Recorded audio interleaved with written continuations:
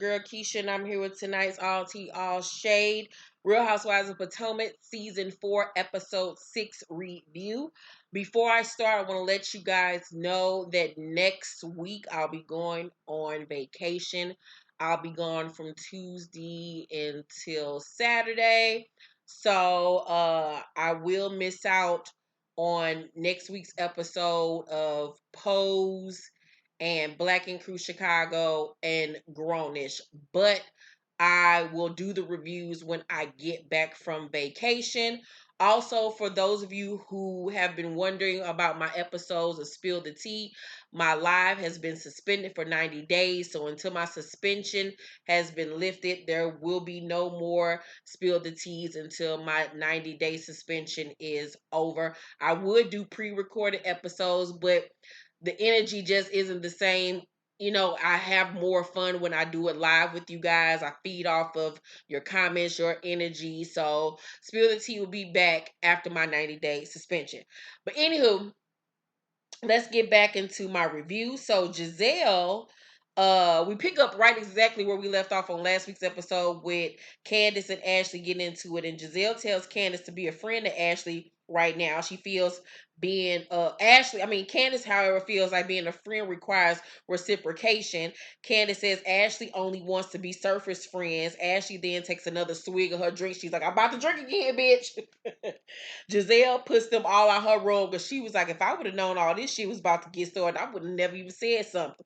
And I was like, this is what your ass get. So the next morning, Karen and her wig, whoo, child, them braids, meet Gizelle in the lobby. Gizelle is still upset that Karen didn't join them the night before. The other girls end up joining them in the lobby. They all split up to go to separate events.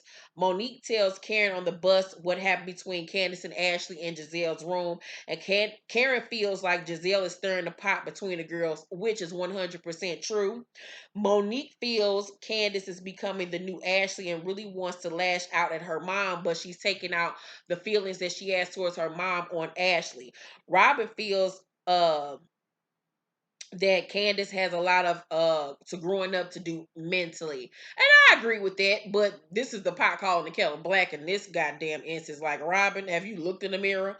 So Ashley gets her cards read by a tarot reader, and he tells her that she'll be expecting a child within the year, and lo and behold, he was correct because she's pregnant.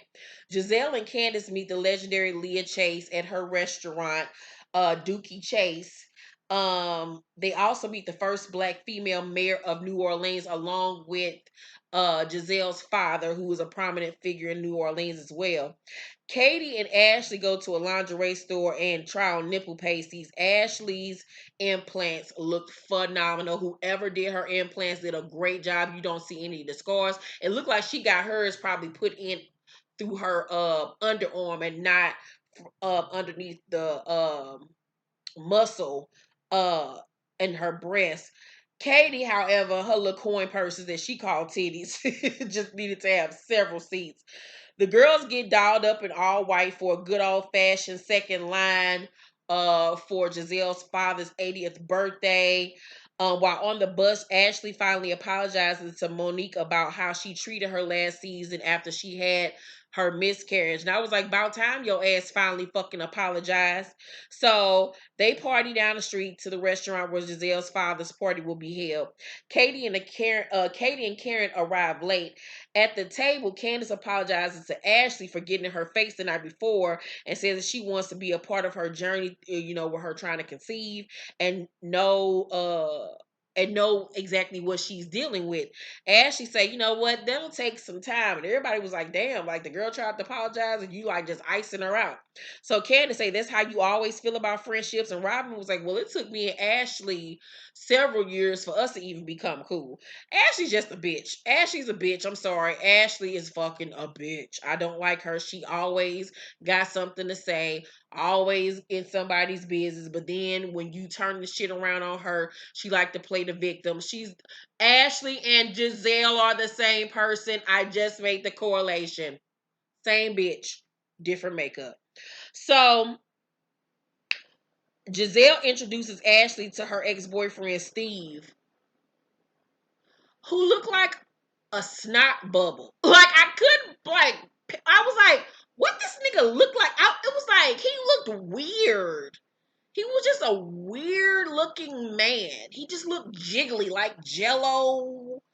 He just looked a little slimy. It was just like I couldn't. I don't know. It was just off. I was like, Gizelle has horrible physical taste in me. I think Gizelle is like me, where she only date motherfuckers that's ugly that don't look better than her, so she could be the cute one in the relationship. Like that's the only thing it possibly could be, because that motherfucker was not attractive at all. So, we learned they broke up because she heard something about some shit that he was doing and left him alone. And Karen says, "Oh, you ran him off too." Shit. She tells Steve that Gizelle has a track record of doing the same thing in all her other relationships. Because if we replay it back, we realize that just all of Gizelle's relationships typically last maybe a year or less. So she does have a pattern here.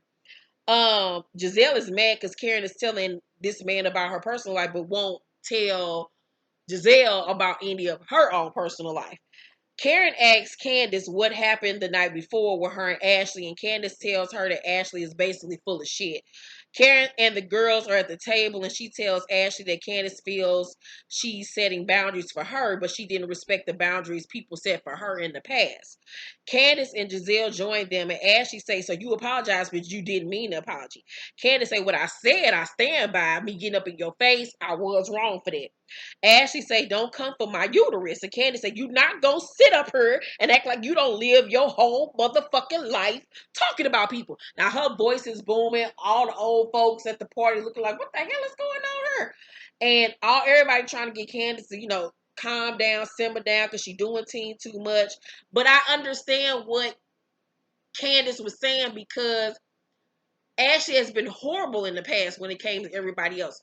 Exactly the way Candiace is treating Ashley this season is exactly the same way that Ashley treated Monique last season. She's getting her karma right back. So, Monique says to Candiace she's experienced a loss. Don't you think experiencing that has changed things about Ashley? Um, at this point, I'm looking at Monique like, "Bitch, you better than me," because I'm shocked that she hasn't said, like, "Bitch, you getting back exactly what you did to me last season." She's been the bigger person, though, because last season she was being hella messy and she's trying to correct her image on the show. I see you, Monique. I see you, bitch. So Gizelle has Candiace sing happy birthday to her father. And it's not that Candiace can't sing. Her voice is in control. She cracks a lot and she does kind of go off key sometimes. Child, Ashley messy self started singing with her, trying to be funny. I was like, girl, this is a mess, child.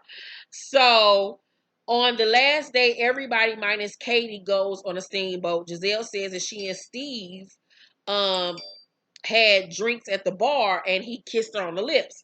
And Ashley says, "Is that why you cut the evening short with us?" Gizelle say, "Monique is pregnant and this one right here, she's grieving." And Karen say, "Why you keep saying it like that? Like, is this the third time this week that you done said it? Like, me grieving basically is a bunch of bullshit." Um, and she asks, Karen then in return asks Gizelle if she and Sherman still together to piss her off. They pick at each other. They're like sisters that like to nitpick at each other. They know how to push each other's buttons. So when Karen felt offended about her saying, this one right here is grieving, she then decided to bring up the Sherman card because she knows that gets underneath Gizelle's skin. So Gizelle's like, "No, we're not still together." Like, "Bitch, we're not fucking still together." And then her confessional, Gizelle says that Karen has one more time to try her. So they go to Cafe Du Monde, minus Monique, because she's heavily pregnant. She's just tired. She's doing too much. But at this point, Katie joins them. They talk about Steve again. And Gizelle says, she has moved on from Sherman. And Karen says she thought that Gizelle and Sherman were in counseling. Gizelle said, "We've already had this conversation. I'm not answering any Sherman questions with you because you're friends with his ex. Boundaries up." Like, so she started stacking up fucking napkin dispensers, building the wall and shit like she Trump. And in her confessional, Karen says that she thinks Gizelle thought she was going to put her on blast about Sherman being seen at Saks Fifth Avenue with another woman. But she like, "I'm not Gizelle. I'm not going to put her on blast like that." Karen says, I think it's bullshit that you're attacking me when I ask you a simple fucking question. But let me say this, I won't bring up Sherman again, but you will never fucking disrespect me again. Stay in your fucking place. And Robin was like, all that cursing ain't necessary. And Karen was like, I curse whenever the fuck I want to curse, but maybe I'll bring it up with my therapist. Gizelle just sit up there and eat them fucking beignets. Them motherfuckers did look delicious, and her hot chocolate, and was basically like kind of shook, but then a little bit like low key not shook. It was very awkward and weird. But that was pretty much the whole episode of Real Housewives of Potomac. I give tonight's episode a B+. It was good. It was good. Let's talk down below.